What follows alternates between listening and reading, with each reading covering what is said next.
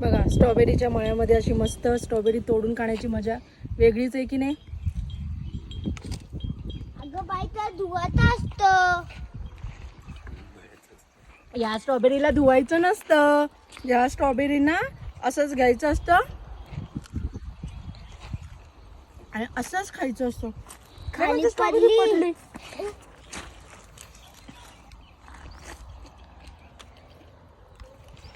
खूप सुंदर आहे स्ट्रॉबेरी. मी इकडचे कॉन्टॅक्ट डिटेल्स तुम्हाला देते. जर तुम्ही महाबळेश्वरमध्ये आलात डायरेक्ट त्यांना कॉन्टॅक्ट करा आणि डायरेक्ट मळ्यात तुम्ही स्वतः येऊन बघून स्ट्रॉबेरी हवी तेवढी घेऊन जा.